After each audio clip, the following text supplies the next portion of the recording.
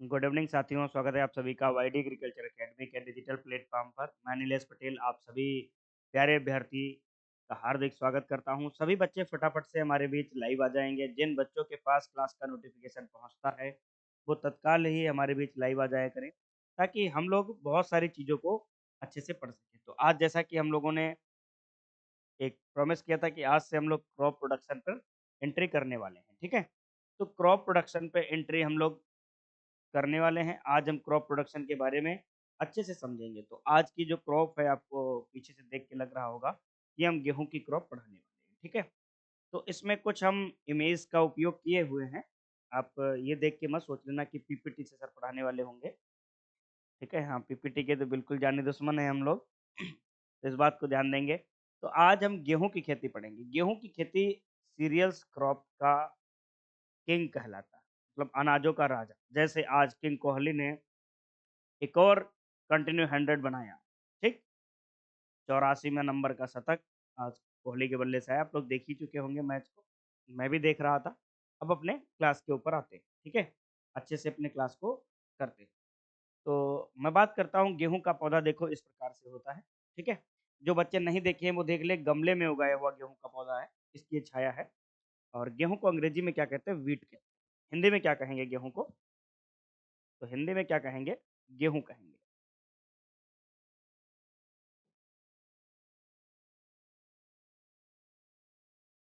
ठीक है। क्या बोलेंगे? गेहूँ। और ये क्या है? ये एक अनाज है। क्या है? एक अनाज है, यानी कि सीरियल है। गेहूँ क्या है? सीरियल है। इस बात को ध्यान देना, ठीक है। और सीरियल जो है एक किस भाषा का शब्द है? तो अगर सीरियल की अगर हम बात कर लें तो सीरियल किस भाषा का है? तो सीरियल है रोमन भाषा का। ये रोमन भाषा का शब्द है। किसका है? रोमन भाषा का शब्द है। कौन? सीरियल। रोमन वाले लोग सीरियल को क्या बोलते थे? सिरस बोलते थे। क्या बोलते थे? सिरस बोलते थे सीरियल को। कौन? रोमन वाले लोग। इसका मतलब होता है अनाजों की देवी, गॉडेस ऑफ ग्रेन। इसको क्या बोलते हैं? Goddess of grain. तो अगर इसका मीनिंग देखें हम कि मीनिंग क्या होता है, तो इसका मीनिंग होता है आपका गॉडेस ऑफ ग्रेन। ये इसकी मीनिंग होती है। कई बार अगर पूछ लिया जाए तो इस प्रकार से आप ध्यान देना, ठीक है। तो यहाँ तक तो हम लोग शुरुआती बेस में देख रहे हैं सारी चीज़ों को। आप एक बार ज़रूर बता देना कि हमारी प्रॉपर आप तक वॉइस पहुँच रही है या नहीं पहुँच रही है। अगर प्रॉपर वॉइस आप तक पहुँच रही है तो हम लेक्चर को आगे कंटिन्यू करें। एक बार ज़रूर कमेंट बॉक्स में हमें बता दीजिएगा फटाफट से। नमस्कार, नमस्कार। आशीष राम शरण, हरिंदर, IAFSR मेरठ मोदीपुरम। बहुत अच्छे, कल का क्वेश्चन है आपका। मेरठ बहुत अच्छे, सही सही जवाब। और एक हमने सवाल भी दिया था लगाने के लिए आपको, उसका जवाब आप लोग नहीं दिए भैया। चलिए, आवाज़ आ रही है ना प्रॉपर? Okay, okay. चलिए, अब अपने प्रॉपर लेक्चर को आगे बढ़ाते हैं।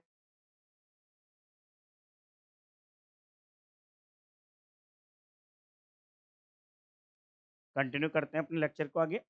और हम लोग इसमें देखते हैं, ये कलर आपको सही लग रहा है? दिख रहा है ना कलर? दिख रहा है बढ़िया से। चलिए, आगे अपने देखते हैं। अब आता है हमारा ये गेहूँ की बाली। देखो, ये गेहूँ का हमारा इकोनॉमिक पार्ट होता है। इसी को हम लोग क्या करते हैं? खाते हैं। इसी को मार्केट में बेचते हैं। इसी से क्या बनता है? आटा बनता है, ब्रेड बनता है, सूजी बनती है, सेवइयाँ बनता है, पास्ता बनता है, उपमा बनता है, सब इसी से बनता है। इसी का करा धराया सब कुछ है, जो भी आज हम पढ़ रहे हैं, इसी की बदौलत पढ़ रहे हैं। तो सबसे पहली बात, हम गेहूँ के बारे में थोड़ी-सी इन्फॉर्मेशन कलेक्ट करेंगे। जैसे नॉर्मल अगर हम बात करें तो व्हीट के बारे में हमको बोटेनिकल डिस्क्रिप्शन के बारे में जानना है थोड़ा-सा। तो जनरल डिस्क्रिप्शन के बारे में जानना है, तो हमारी हेडिंग होगी सामान्य विवरण। तो हमारी हेडिंग होगी सामान्य विवरण। तो गेहूँ के बारे में थोड़ा-सा सामान्य विवरण अगर हम जानेंगे, तो सामान्य विवरण में हम लोग क्या देखेंगे? कि इसका जनरल सामान्य परिचय या सामान्य विवरण की बात करते हैं। तो यहाँ पर विवरण ना लिख करके परिचय लिखते हैं, ज़्यादा सही शब्द है। सामान्य परिचय, जनरल इंट्रोडक्शन के बारे में बात करेंगे, किसके? गेहूँ के जनरल इंट्रोडक्शन, ठीक है? तो गेहूँ का जनरल इंट्रोडक्शन हमें क्या बताएगा? एक तो इसका वैज्ञानिक नाम क्या है, जैसे हम लोग हैं होमो सेपियंस, सेपियंस हमारा नाम है, सबका नाम है, तुम्हारा नाम है, ऐसे गेहूँ को कुछ विज्ञान की भाषा में क्या कहते हैं? तो इसका वैज्ञानिक नाम देख लेते हैं। तो इसका वैज्ञानिक नाम क्या होता है भाई साहब? ट्रिटिकम एस्टिवम होता है। क्या होता है? ट्रिटिकम एस्टिवम होता है। तो गेहूँ का वैज्ञानिक नाम क्या होता है? ट्रिटिकम एस्टिवम होता है, ये इसका वैज्ञानिक नाम होता है, ठीक है? उसके बाद हम बात करते हैं गेहूँ को कौन से परिवार में रखा गया है। तो गेहूँ का परिवार भी देख, जैसे हम लोग नहीं होते हमारा परिवार ये गाँव में हम लोग कहते हैं हमारा परिवार वो है, हमारे परिवार में ऐसा है, वैसा है। सारी चीज़ें हम लोग देखते रहते हैं ना, अपने परिवार को लेकर बातें करते रहते हैं। तो यहाँ पर भी हमारा क्या है, गेहूँ का कोई भाई परिवार है। तो गेहूँ का कुल क्या है, फैमिली क्या है? तो कुल यानी कि फैमिली, परिवार। तो गेहूँ का कुल क्या होता है? ग्रेमिनी, गा से गेहूँ, गा से ग्रेमिनी, और इसी ग्रेमिनी का दूसरा नाम क्या होता है? पोएसी। क्या नाम होता है? पोएसी। और इसी पोएसी को प्यार से भी एक और चीज़ बोल देते हैं, क्या बोलते हैं? घास कुल। क्या बोलते हैं? घास कुल बोल देते हैं, इस बात को ध्यान देना। तो घास कुल हम लोग बोल देते हैं। तो जो पौधे ग्रेमिनी या इनके होते हैं, इन पादपों में, जो इनकी श्रेणी के होते हैं, इस फैमिली के जो पादप होते हैं उनमें पुंकेसर जो होते हैं वो कितने होते हैं? तो पुंकेसर की कभी बात करेंगे, तो पुंकेसर कितने होते हैं इनमें? 3 होते हैं। कितने होते हैं? 3 होते हैं। एक जगह अपवाद होता है एक, एक पादप अपवाद होता है। कौन अपवाद होता है उसको भी लिख लेते हैं। तो एक अपवाद होता है धान, तो धान में पुंकेसर कितने होते हैं? तो कभी अगर पूछ लिया जाए कि धान में साहब पुंकेसर की संख्या अगर बता दो, तो धान में पुंकेसर की संख्या कितनी होती है? 6 होती है। कितनी होती है? 6 होती है। यहाँ से क्वेश्चन पेपर में आ रखा है, तो चीज़ों को हम लोग जानते हुए चलेंगे। सारी चीज़ों को हम लोग एक साथ कवर करते हुए चलेंगे। एक-एक पॉइंट अपने को कवर करना है। कुल की बात हम लोगों ने कर ली। गुणसूत्र की बात कर लेते हैं कि गेहूँ में गुणसूत्र, अब गेहूँ के गुणसूत्र से कई क्वेश्चन आपके आते हैं। तो 2n बराबर मोस्टली हम लोग क्या लिखते हैं? 42। और ये 42 कैसा गेहूँ का नेचर है? तो मूल गेहूँ का नेचर ऐसा नहीं था। हमने इवैल्यूएशन किया किसका? ट्रिटिकम एस्टिवम का। तो ट्रिटिकम एस्टिवम कैसा है? हेक्साप्लॉइड है। कैसा है? हेक्साप्लॉइड है। अब हेक्साप्लॉइड को हिंदी में क्या बोलते हैं? षष्टगुणित बोलते हैं। क्या बोलते हैं? षष्टगुणित, ठीक है? तो यहाँ पर हमने क्या देखा? ये षष्टगुणित होती है, ठीक है? बाकी जब ब्रीडिंग आपको पढ़ाएँगे तो इसके बारे में डिटेल से आपको बताएँगे, ठीक है? कैसा येल्लो है, ऑटो है। यहाँ पर हम एग्रोनॉमी पढ़ रहे हैं तो सिर्फ एग्रोनॉमी के पॉइंट ऑफ व्यू से चीज़ों को कवर करते हुए चलेंगे। ऐसे ही उत्पत्ति स्थान को हम शॉर्ट में ओरिजिन बोल देते हैं, ओरिजिन प्लेस बोल देते हैं। तो इसका ओरिजिन प्लेस क्या है? दक्षिणी पश्चिमी एशिया। क्या ओरिजिन प्लेस है? दक्षिणी पश्चिमी एशिया। तो गेहूँ का ओरिजिन प्लेस की अगर हम बात करें तो क्या है? दक्षिणी पश्चिमी एशिया माना जाता है। यहाँ तक अपने बात समझ में आ गई? गेहूँ का पुष्पक्रम अगर पूछा जाए कि पुष्पक्रम, तो गेहूँ का पुष्पक्रम कैसा होता है? स्पाइक होता है, यानी कि अनुसूची प्रकार का होता है, ठीक? स्पाइक होता है। तो गेहूँ का पुष्पक्रम अगर पूछा जाए तो कैसा होता है? स्पाइक होता है, ठीक? स्पाइक, इसको हिंदी में भी हम स्पाइक या अनुसूची बोल देते हैं। अब फल अगर पूछा जाए, गेहूँ का फल का प्रकार या दाने का प्रकार, फल का प्रकार या दाने का प्रकार बात एक ही है, चाहे कुछ भी लिख के आ जाए। तो आपको क्या जवाब देना है? कैरीओप्सिस। क्या जवाब देना है? कैरीओप्सिस, ये है फल का प्रकार। अब अगर पूछा जाए कि फल का प्रकार कौन-सा है? कैरीओप्सिस। उसके बाद क्वेश्चन क्या आता है सबसे इम्पोर्टेंट है कि गेहूँ में जड़ कौन-सी पाई जाती है? तो जड़ गेहूँ में कौन-सी पाई जाती हैं? अपस्थानिक। कौन-सी? अपस्थानिक। जो क्या होती हैं? शैलो रूट्स होती हैं। अपस्थानिक जड़ें, और अपस्थानिक जड़ों को हम क्या कहते हैं अंग्रेजी में? Adventitious roots. एडवेंटिटियस रूट्स, अपस्थानिक जड़ें पाई जाती हैं, ठीक है? अब अगर हम बात करें कि गेहूँ में परागण कैसा होता है? तो परागण की बात करेंगे तो कैसा परागण होगा? स्व परागण होता है गेहूं में। कैसा होता है? स्वपरागण होता है। यहाँ तक तो बात अपने को समझ में आ गई। गेहूं में परागण की बात कर लें तो कैसा होता है? स्वपरागण होता है। अब अगर पूछे तो गेहूं C3 है कि C4 है, तो गेहूं क्या है? अगर एक लाइन में लिखना चाहें तो हम क्या लिख सकते हैं? C3 प्लांट है। और कैसा है? लॉन्ग डे प्लांट है। कैसा है? लॉन्ग डे प्लांट है। कैसा है? लॉन्ग डे प्लांट है। यहां तक तो समझ में आ गया। और कैसा है? Rabi season crop.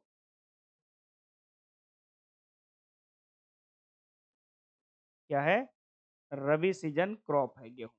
तो गेहूं एक C3 है, दीर्घ दिवस प्रभावी पौधा है। लॉन्ग डे प्लांट का मतलब होता है दीर्घ दिवस प्रभावी पादप, और ये रवि सीजन का फसल होता है। क्या होता है? रवि सीजन का फसल होता है। गेहूं को अनाजों का राजा कहते हैं। क्या है? अनाजों का राजा। क्या है? अनाजों का राजा। क्या है? गेहूं है। तो गेहूं को क्या कहते हैं? अनाजों का राजा कहते हैं। गेहूं क्या है? विश्व की मुख्य खाद्य फसल है। क्या है? विश्व की मुख्य खाद्य फसल है गेहूं। विश्व की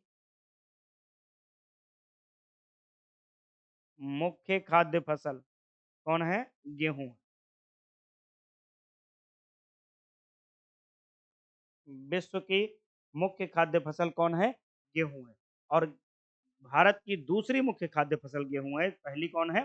धान है। तो यहाँ पर हमने गेहूं के बारे में एक सामान्य सा परिचय देखा, जो इन जनरल सभी बच्चों को मोस्टली आता होगा। तो हो सकता है आपको अगर ये चीज़ें आ रही हैं तो आपको आसान लगेंगी, परंतु जिस बच्चे को नहीं आ रही हैं तो ये चीज़ें कठिन लगेंगी। फिर भी हम एक सिस्टमैटिक वे अपनाएंगे तो हम सारी चीज़ों को ही कवर करते हुए चलेंगे। हमारा कोशिश यही रहेगा कि हम हर छोटी बड़ी बातों पर आपको रूबरू कराएं, क्योंकि एग्जामिनर को ये नहीं पता कि तुमको ये आता है कि नहीं आता। उसका मतलब होता है पूछ लेना तो पूछ लेना। ठीक, इस बात पे आप ध्यान देंगे। तो हमने यहाँ तक देखा दक्षिणी पश्चिमी एशिया और किसका उत्पत्ति स्थान होता है? चने का भी उत्पत्ति स्थान होता है। किसका? चने का भी उत्पत्ति स्थान होता है। तो यहाँ पर आप अगर लिखना चाहो तो ब्रैकेट में लिख लेना, चने का भी उत्पत्ति स्थान होता है। फटाफट से इसका विद इन सेकंड में आप इसको नोट कर लीजिए, फिर मैं आगे बढ़ता हूँ अगले पॉइंट्स पर। तब तक मैं आपके कमेंट्स पर चर्चा कर लेता हूँ।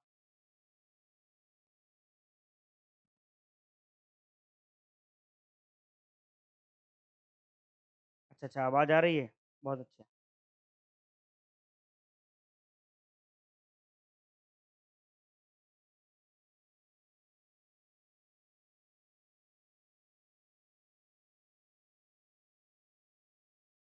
चलिए, जहाँ समझ में ना आए तुरंत भैया पूछना। चलो आगे अपने बढ़ते हैं अगले पॉइंट्स पर। देखो गेहूं को क्यों उगाते हैं, आखिर हम लोग गेहूं को उगाते ही क्यों हैं, तो देखते हैं जरा। गेहूं को इसलिए उगाते हैं क्योंकि हमारे लिए ये पोषण वैल्यू बहुत मायने रखता है। गेहूं के अंदर जो इससे मिलता है हमको, उसी के लिए हम गेहूं को खाते हैं, उसी के लिए हम बेचते हैं गेहूं को। तो मार्केट वाले लोग जब जाते हैं, हम बेचते हैं, गेहूं से प्रोसेसिंग होती है, प्रोडक्ट बनते हैं, उनको मार्केट वाले लोग खरीदते हैं। तो क्या ऐसा वैल्यू होता है गेहूं में जिसकी वजह से हम लोग गेहूं को खाते हैं? तो इसमें न्यूट्रिटिव वैल्यू की बात कर लेते हैं, पोषण मान। तो गेहूं के अंदर पोषण मान क्या होता है?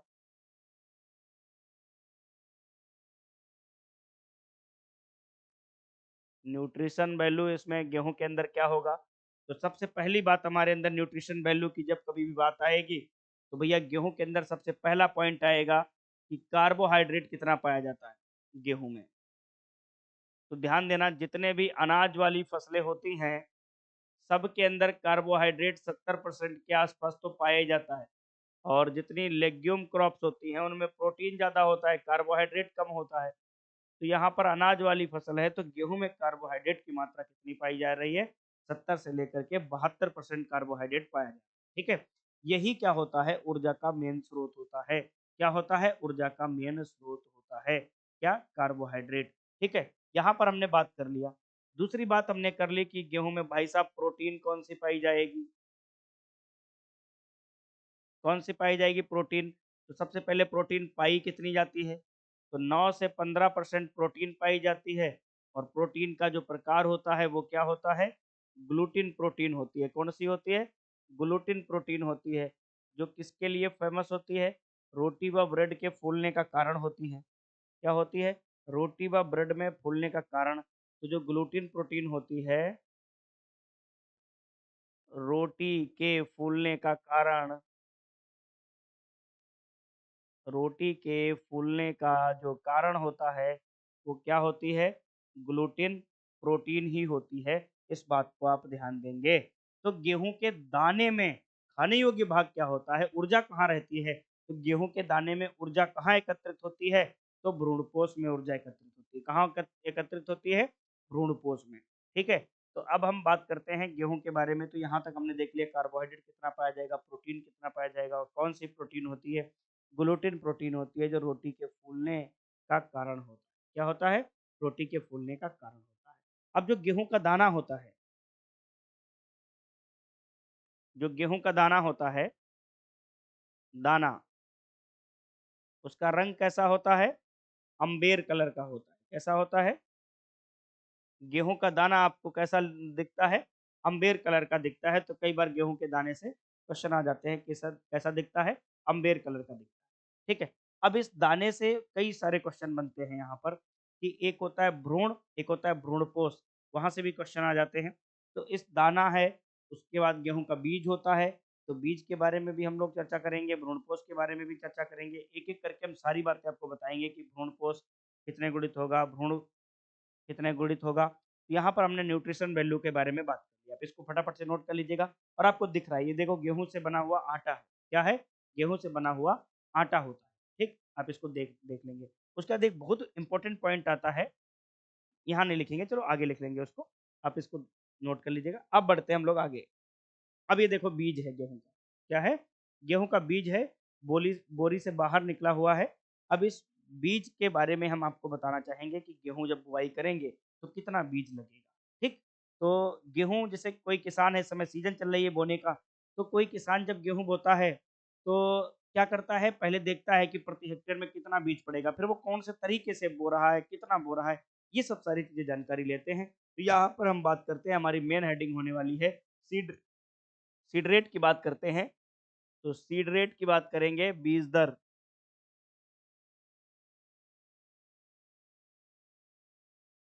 और बीज दर हमेशा हम किसकी बात करेंगे? प्रति हेक्टेयर की हमेशा हम बात करेंगे। कभी भी बात करेंगे तो प्रति हेक्टेयर की ही बात करेंगे। इस बात को आप ध्यान देंगे। तो सबसे पहला पॉइंट हमारे पॉइंट में आता है, नंबर एक, सामान्य दशा। जब गेहूं को हम सामान्य दशा में बोएंगे, सामान्य दशा बोले तो जब सारी दशाएं अनुकूल हों, पानी भी उपलब्ध हो, वहां पर सिंचाई के साधन भी उपलब्ध हो, तो सामान्य दशा में गेहूं की बुवाई की जो बीज की मात्रा होती है वो 100 किलोग्राम प्रति हेक्टेयर के हिसाब से पड़ती है। ये होती है सामान्य दशा। ठीक है। दूसरा जो गेहूं का हम बोते हैं, मान लो हमें अगेती गेहूं बोना था, किसी कारणवश हम अगेती गेहूं नहीं बो पाए, या हमको सिंचित भूमि में गेहूं उगाना था, हमारी भूमि ही सिंचित नहीं है, या ऐसे जगह पर हमें गेहूं उगाना है जहां पर लवण प्रभावित मिट्टी है, तो वहां पर बीज दर ज्यादा रखेंगे या कम रखेंगे? क्योंकि शुष्क भूमि है, असिंचित है, बीज दर ज्यादा रखेंगे। कारण, क्योंकि वहाँ नमी कम होगी, और नमी कम होगी तो अंकुरण भी कम होगा, इसलिए हम ज़्यादा बीज डालते हैं। अब नमी का अंकुरण पर क्या प्रभाव पड़ता है? जैसे ही बीज हम मिट्टी में डालते हैं, नमी अगर नहीं होगी तो वो बीज फूलेगा नहीं, वो बीज फटेगा नहीं, उसके अंदर से भ्रूण निकलेगा नहीं। तो जब नमी पाके बीज फूलता है, इस प्रोसेस को बोलते हैं अंताशोषण।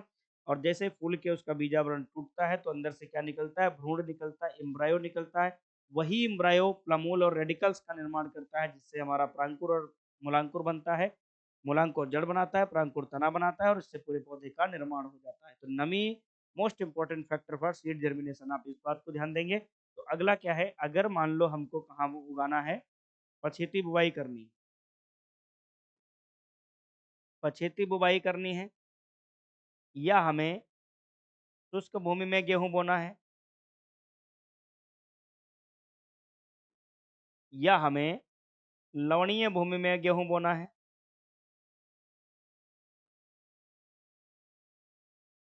ठीक है। तो इस बात को ध्यान देंगे। तो यहाँ पर सीड रेट कितनी पड़ेगी? यहाँ पर जो सीड रेट रखते हैं हम लोग, 120 से लेकर के 125 केजी पर हेक्टेयर के हिसाब से हम लोग सीड रेट रख। ठीक, यहाँ तक बात समझ में आ गई? ये हमने देख लिया। अब उसके बाद कई बार कहा जाता है कि साहब अगर हम डिबलर से बोले तो डिबलर क्या होता है? एक बुवाई का यंत्र होता है जिसमें खूंटियाँ लगी होती हैं, अमूमन डिबलर में 27 खूंटियाँ होती हैं। तो डिबलर द्वारा जब कभी भी हम बुवाई करेंगे, तो डिबलर से बीज दर कितनी पड़ती है? 25 से लेकर के 30 केजी पड़ती है। कितनी पड़ती है? 25 से लेकर के 30 केजी पर हेक्टेयर पड़ती है। किससे? डिबलर से बीज दर। ठीक है, तो डिबलर द्वारा अगर कभी भी बोया जाए तो 25 से 30 केजी। क्यों डिबलर से बीज दर कम लगती है? डिबलर एक लकड़ी का यंत्र होता है, उसको जमीन पे रखा जाता है, फिर उसके ऊपर खड़ा हो जाता है। तो क्या होता है, जमीन में छेद हो जाते हैं, उसमें क्या होता है, नुकीले-नुकीले लकड़ी लगी होती है। उन्हीं छेद में हम बीज डालते हैं, इसलिए बीज दर कम लगती है। उसके बाद आता है मामला, एक नई विधि आ गई है, करनाल हरियाणा से विकसित है, FIRV। अभी इसके बारे में हम बताएंगे, FIRV विधि। बस कुछ ही सेकंड की बात है। फरो इरिगेटेड रेज्ड बेड इसका नाम होता है। ठीक है, ये करनाल हरियाणा IIWER से विकसित है। अब FIRB से अगर हम बात करेंगे कितना बीज दर लगेगा, तो 75 केजी पर हेक्टेयर आपको सीड रेट लगेगी। तो 75 केजी आपको सीड रेट लगेगी। आप इस बात को ध्यान देंगे। ठीक है, ये गेहूं की चारों प्रकार की हमने बीज दर लिखाई, बहुत इंपॉर्टेंट है। एक एक आपको पॉइंट यहाँ से क्लियर करते हुए चलना है, क्योंकि हमको सिर्फ पढ़ना नहीं है, हमको पढ़ने के साथ साथ अपने इस भेजे में उतारना है, क्योंकि ये बड़ा बेवफा होता है हमारा भेजा। आज आप पढ़ोगे, कल पता ही नहीं कब चला जाएगा। जैसे इस टाइम हमें खांसी आ रही है, बड़ी बेवफाई वाली खांसी है। अभी हम आपको पढ़ा रहे हैं, बहुत कम खांसी आएगी। अभी जैसे ही पढ़ा के क्लास बंद करेंगे, मिनट नहीं, 2 मिनट नहीं गुजरता है, शुरू हो जाती है। तो बड़ी बेवफ़ाई वाली ये खाँसी है। तो यहाँ तक हमने देखा, सीड रेट के बारे में बात करेंगे, तो बीज दर की हमने बात कर ली। अब हम बात करेंगे गेहूँ में। ये तो पता चल गया किसी किसान को, मान लो तुम्हारे पापा को, तुमको, किसान को कहीं से जानकारी मिल गई कि 1 हेक्टेयर अगर हमें गेहूँ बोना है, तो इतना-इतना बीज पड़ेगा। अब वो मेथड कौन अपनाएगा इस बीज को बोने के लिए, ये भी मैटर करता है। ठीक है? तो आगे हम बात करते हैं कौन-सा मेथड अपनाएगा, उससे वो बुवाई करेगा। ठीक है? आ इसको नोट कर लीजिए, फिर हम मेथड की बात करते हैं। तो बुवाई की विधियाँ, यहीं पे हम बात कर लेते हैं। बुवाई की विधियाँ, मेथड ऑफ सोइंग मेथड या method of sowing, sowing method.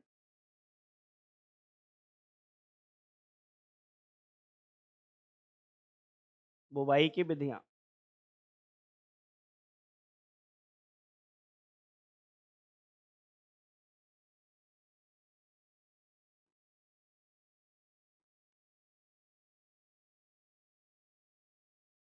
देखो एक-एक चीज़ों को आप क्लियर करते चलिएगा कि बुवाई की विधियों में हम गेहूँ को कितनी विधियों से बो सकते हैं। ठीक? सबसे पहली बात, हमारे पास पहला नंबर आता है, सबसे पहली बात हमारा क्या आता है? हल, सीड ड्रिल, ब्रॉडकास्ट ड्रिलिंग। कौन-सा? Broadcast method. तो ब्रॉडकास्ट मेथड या ब्रॉडकास्टिंग,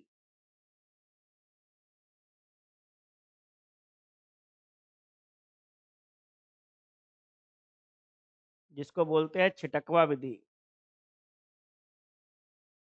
इसमें क्या होता है, एक किसान होता है, बीज को लेता है बोरी में या कोई टब है या कोई पात्र है उसमें, और ऐसे मुट्ठी भरता है और इस प्रकार से छिटकते हुए बोता चला जाता है। गाँव में देखा होगा, किताबों में देखा होगा, जो फ़ोटो बना होता है, वो छिटकवा विधि से बोता हुआ किसान दिखाई जाता है। ठीक है?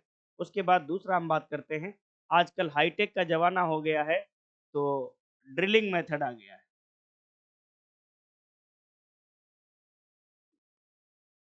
ड्रिलिंग मेथड, सीड ड्रिल द्वारा या सीड ड्रिल विधि।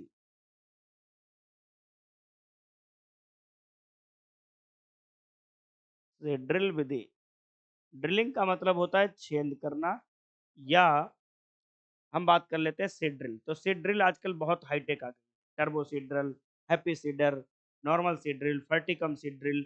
आगे हम बताएंगे कैलिब्रेशन ऑफ सीड ड्रिल के बारे में, जब इंजीनियरिंग पढ़ाएंगे कि कैसे सीड ड्रिल का कैलिब्रेशन किया जाता है। यहाँ पर हम एग्रोनॉमी पढ़ रहे हैं। दूसरा मेथड आ गया हमारा, ड्रिलिंग मेथड आ गया हमारा। ठीक है? तीसरा आता है डिबलिंग मेथड।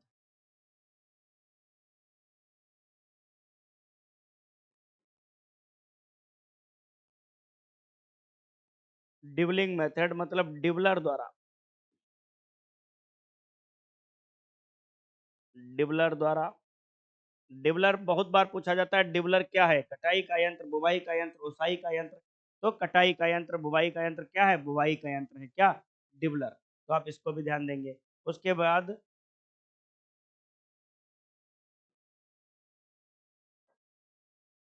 बाई प्लाऊ, हल द्वारा।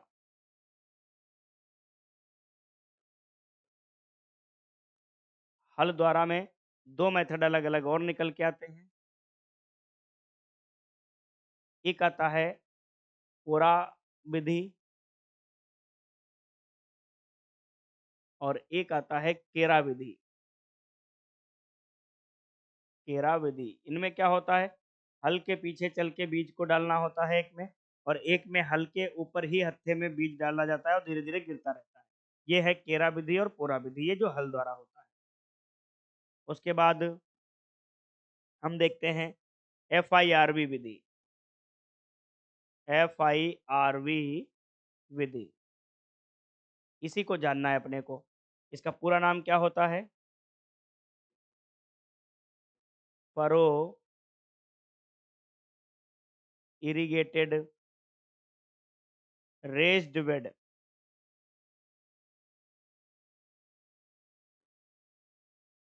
इसका मतलब क्या होता है? जो रेस्ड बेड होता है, जो बीसैया होता है, या जो खेत का जो खेत होता है वो कैसा होता है? सिंचित पूर्ण वाला खेत होता है। इसका पूरा नाम आता है फरो इरिगेटेड रेस्ड बेड। कई बार क्वेश्चन पेपर में पूछ लिया गया कि फरो इरिगेटेड रेस्ड बेड के बारे में जानकारी हासिल कराओ। तो फरो इरिगेटेड रेस्ड बेड आपका क्या है? गेहूं में एक बुवाई की विधि है, इस बात को ध्यान देना। इस विधि का आविष्कार कहाँ से हुआ? तो ये कहाँ से विकसित हुई? तो ध्यान देंगे, IIWVR द्वारा विकसित।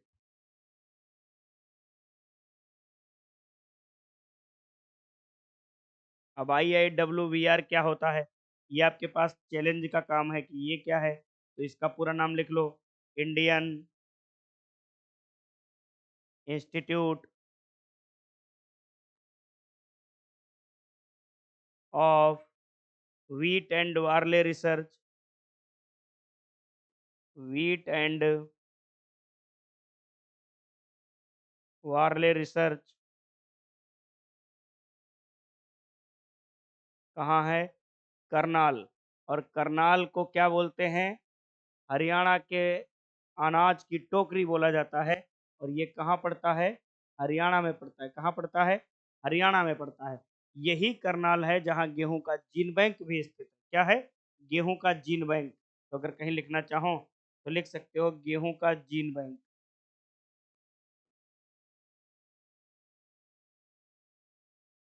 तो गेहूं का जीन बैंक अगर कभी पूछा जाए तो आपके दिमाग में आना चाहिए, कहाँ है गेहूं का gene bank?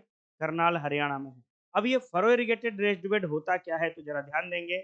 Furrow irrigated raised bed की कहानी अगर हम बात करें तो इस प्रकार से कुछ कहानी हम चर्चा कर लेते हैं।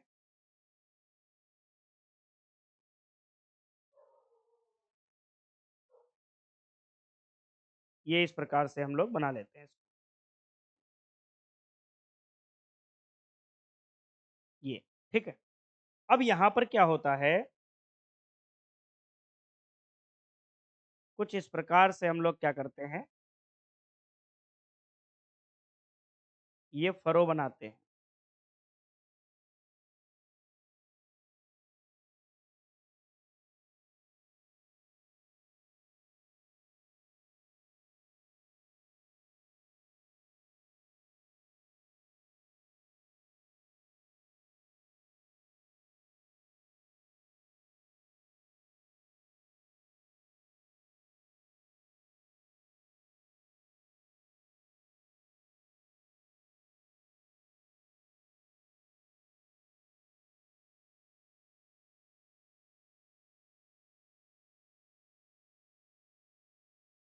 ये कुछ फरो बना लिए हमने, इनको क्या बोलते हैं? फरो बोलते हैं। क्या बोलेंगे? फरो, यानी कि कूण।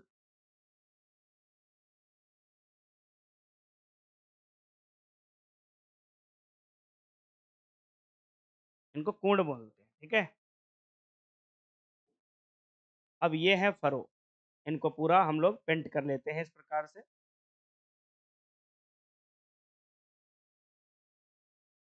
अभी यहाँ पर देखना थोड़ा,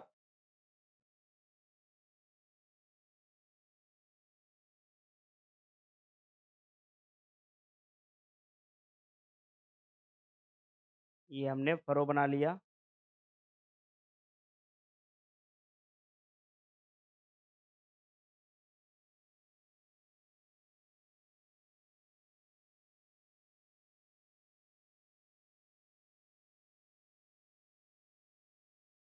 आप लोग अपनी कॉपी में मत रखने लगना इसको।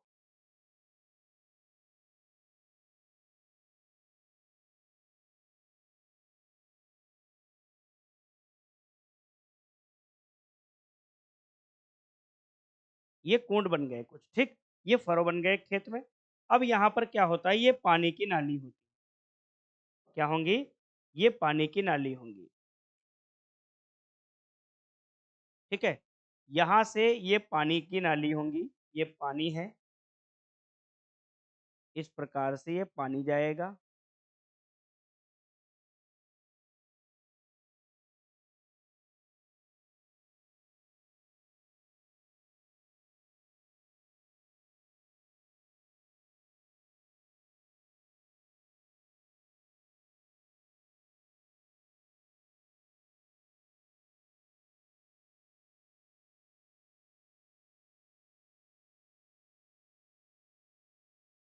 ये क्या है? सिंचाई जल है। क्या है? सिंचाई जल है। आप इसको नोट करके लिखेंगे, सिंचाई जल।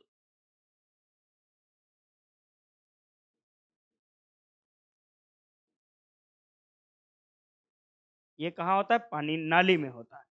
तो कुंड बने हैं, और कुंड के बीचों बीच क्या है?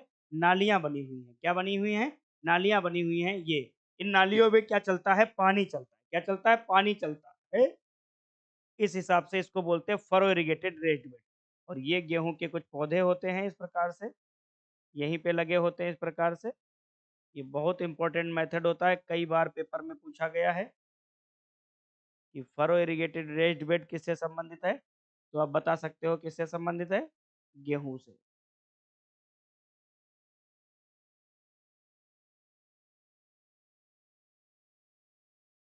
ठीक है? इस प्रकार से ये कुछ गेहूं के पौधे बने हुए हैं कुण में, तो आप देख सकते हो इस प्रकार से। ये है FIRB। तो आप जान जाएंगे इस प्रकार से कुण बने रहते हैं, उसके बीच बीच में नालियां होती हैं।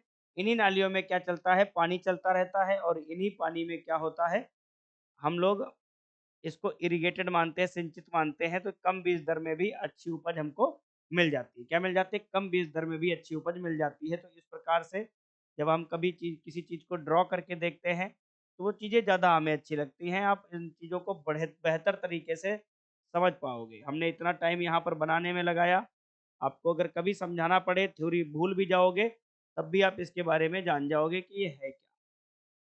ठीक है? आप इसको नोट कर लीजिएगा। तो बुवाई की विधियों में अगर हमने बात की, तो इस प्रकार से ये सब देख लिया हमने, जनरल इंट्रोडक्शन के बारे में जान लिया।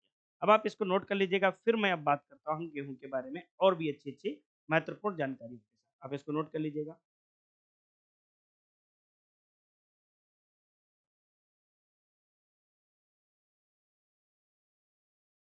फटाफट से भैया नोट करते रहना।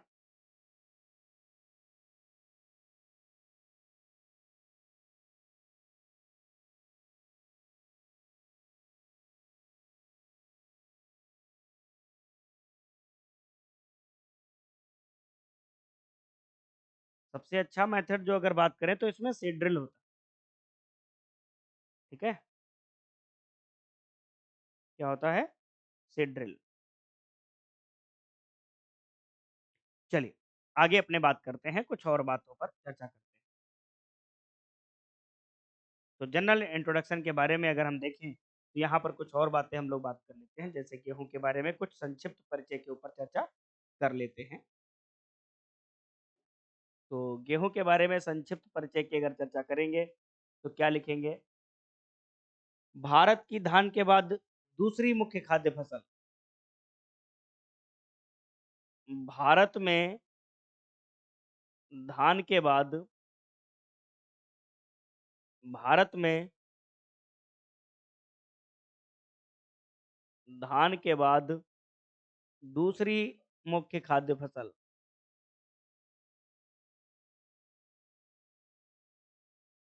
दूसरी मुख्य खाद्य फसल है कौन? गेहूं। कौन सी है? गेहूं। यहाँ गेहूं के बारे में थोड़ी सी जानकारी ये मिल गई कि भारत में धान के बाद दूसरी मुख्य खाद्य फसल कौन सी है? तो गेहूं। ठीक है, ये सब सारी चीजें देख लिए।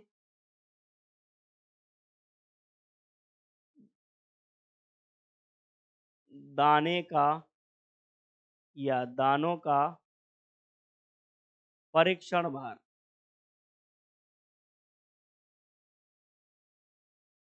परीक्षण भार को अंग्रेजी में क्या बोलेंगे? Test weight. क्या होता है? 1000 दानों का वजन।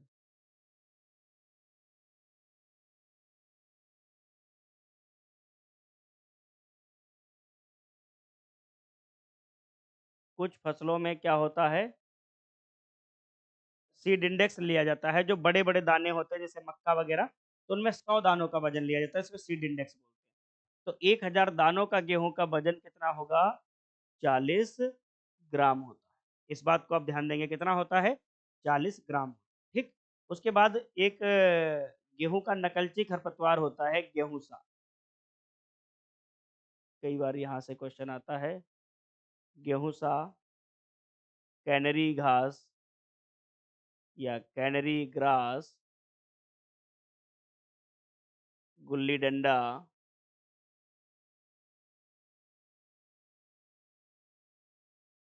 के दानों का टेस्ट वेट, अगर इसका पूछे तो इसके दानों का टेस्ट वेट, दानों का परीक्षण भार कितना होगा?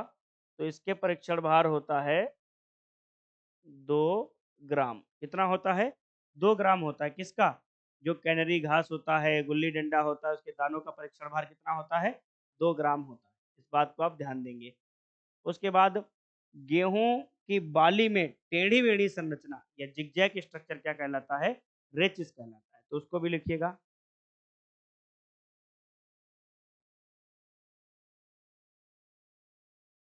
गेहूं की वाली, वाली बोले तो ईयर में टेढ़ी मेढ़ी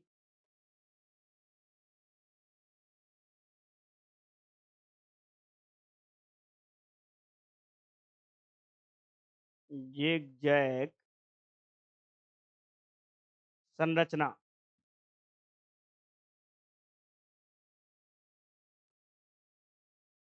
क्या कहलाती है? रेचिस कहलाती है। क्या कहलाती है भाई साहब? रेचिस कहलाती है। तो इस पॉइंट को भी नोट कर लीजिएगा, रेचिस। अब रेचिस क्या होती है? जैसे मान लो देखते हैं, ये कोई बाल है, तो उसमें इस प्रकार से देखो, ये टेढ़ी बेड़ी, ये टेढ़ी बेड़ी, ये टेढ़ी बेड़ी, ये टेढ़ी बेड़ी संरचना आ जाती है। यही क्या होती है? रेचिस होती है। और इसी पे दाने सेट होते हैं। इसी पे क्या होते हैं? दाने सेट होते हैं। तो ये रेचिस कहलाती है। ये दाने सेट होते हैं। अभी इसी को हम दूसरी टाइप से बना दें इस प्रकार से, इस प्रकार से बना दिए। अब इसी पे दाने मान लो सेट कर दो।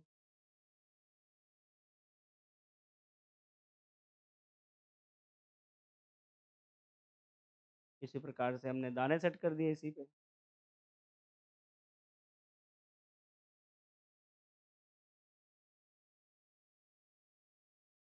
ये दाने सेट हो गए। तो ये क्या हो गई? बाल बन गई गेहूं की। ठीक है। एक बाल में औसतन 40 से 50 तक दाने भी निकल आते हैं। तो हमने यहाँ तक देख लिया जो टेढ़ी मेढ़ी संरचना है। उसके बाद बौनेपन का कारण, बौनेपन का कारण कि गेहूं में ड्वार्फिंग का कारण क्या होता है? एक नोरिन 10 जापानीज प्रजाति है, जापानी प्रजाति।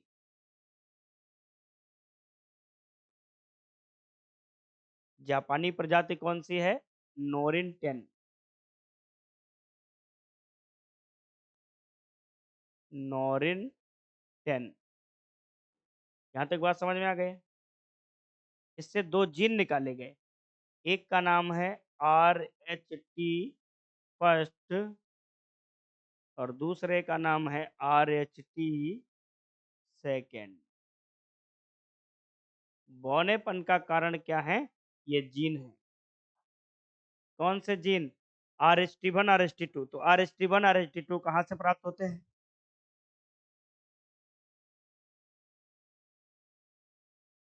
तो RH T1 RH T2 कहां से प्राप्त होते हैं? नोरिन 10 से प्राप्त होते हैं। नोरिन 10।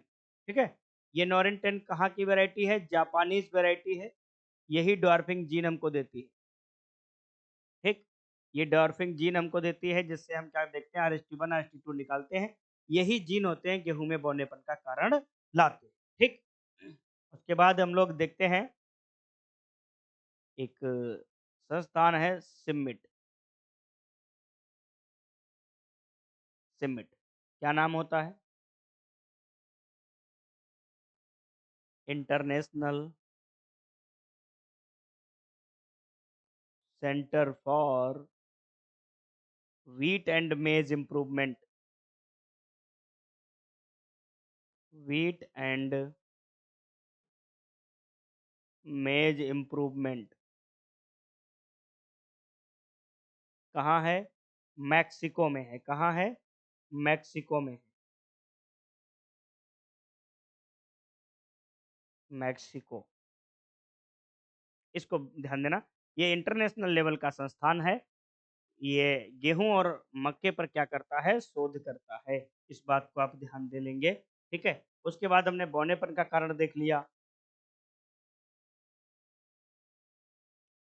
सुपर गेहूं की अवधारणा।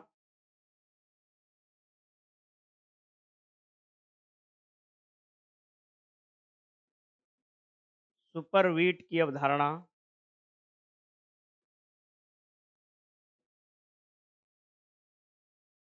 किसने दी? तो सुपर व्हीट की अवधारणा दी S नागराजन।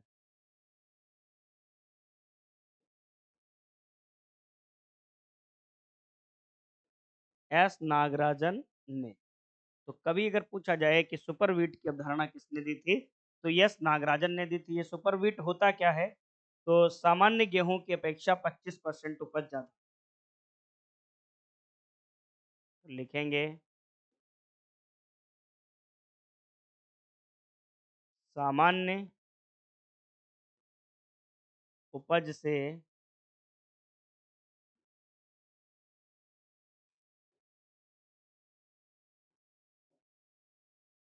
ये भी रिमूव हो गया। ठीक है। क्या लिखेंगे? सामान्य गेहूं की उपज से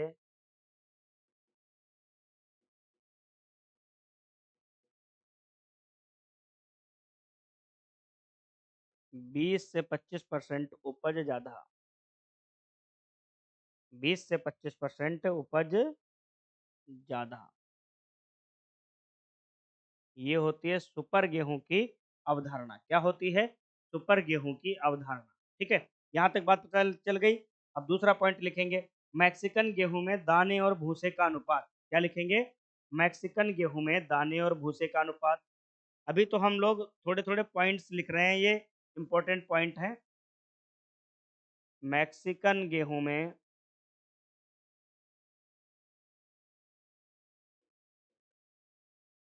दाना और भूसा, दाना और भूसा का जो अनुपात होता है वो कितना होता है? तो 1:1.5। एक भाग अगर दाना प्राप्त हुआ है तो हमें 1.5 भाग क्या प्राप्त होता है? भूसा प्राप्त होता है। ठीक। यहाँ तक बात समझ में आ गई।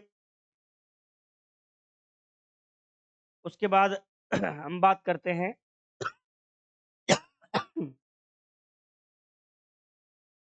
गेहूं में कोलियोप्टाइल की लंबाई। गेहूं में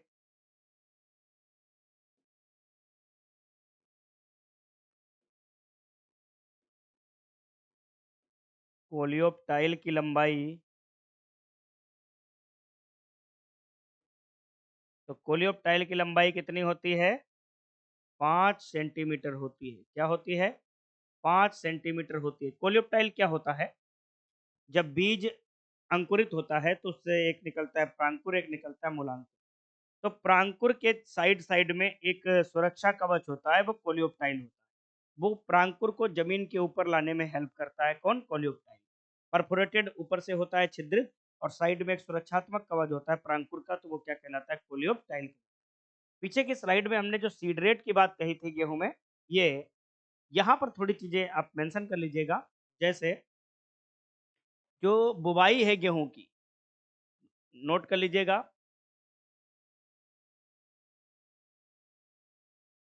गेहूं की बुवाई, यहाँ से कुछ पॉइंट्स नोट करिएगा, यहाँ से पेपर में पूछा जा सकता है। तो एक तो पहला, समय, कि गेहूं की बुवाई का समय क्या है। उसके बाद अंतरण कितना रखेंगे, और गहराई कितना रखेंगे बुवाई की। ठीक, ये सब सारी चीजें देखेंगे। तो अब हम देखेंगे समय क्या है गेहूं की बुवाई का, और अंतरण क्या है, गहराई क्या है। इस बात पे ध्यान देंगे। तो समय क्या होता है? अक्टूबर नवंबर, अक्टूबर नवंबर।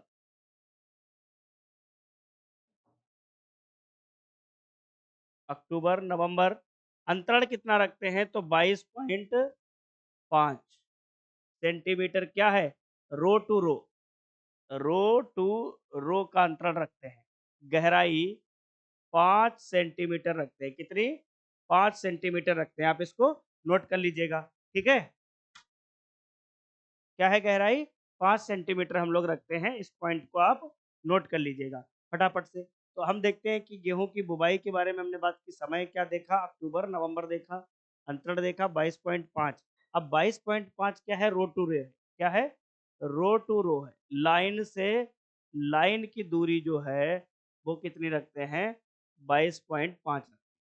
और गहराई जो है 5 सेंटीमीटर की गहराई पर बीज की बुवाई करते हैं। इस पॉइंट को समझ में आ गया? चलिए, आप इसको नोट कर लीजिएगा फटाफट से, जो हमने बात कही। आगे हम बात करते हैं। सोइंग मेथड हमने देख लिया, नॉर्मल सा डिस्क्रिप्शन हमने देख लिया, गेहूं के बारे में ये सारी चीजें हमने बात कर ली। आगे हम गेहूं के बारे में और भी चर्चा करेंगे। आप इसको फटाफट से नोट करते रहिएगा। नोट कर लीजिएगा इसको।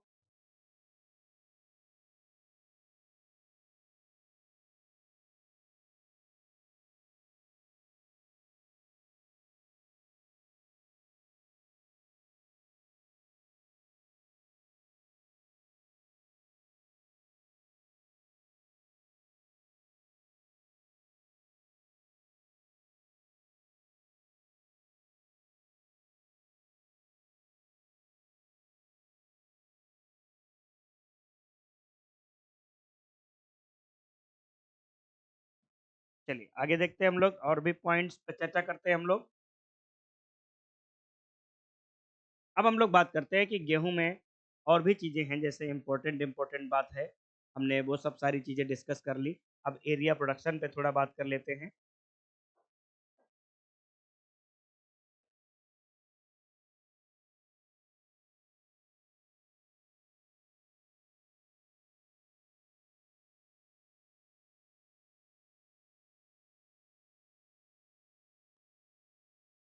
विश्व के केस में देखेंगे, तो विश्व के केस में अगर हम देखें तो क्षेत्रफल में कौन है और उत्पादन में कौन? तो क्षेत्रफल में भैया कौन है? भारत। और उत्पादन में कौन है? तो चीन है। और चीन के बाद कौन सा है? तो भारत। ये हमने देख लिया, ये विश्व के बारे में बात कर ली गेहूं की। भारत के सिनेरियो में हम चर्चा करें तो भारत में क्षेत्रफल में कौन है, उत्पादन में कौन है, और उत्पादकता में कौन है?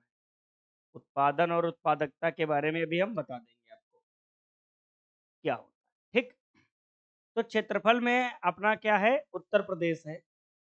गेहूं का जितना भी एरिया है पूरे भारत में, सबसे ज्यादा क्षेत्रफल कहाँ है? उत्तर प्रदेश में। उत्पादन भी सबसे ज्यादा कहाँ है? उत्तर प्रदेश में है गेहूं का।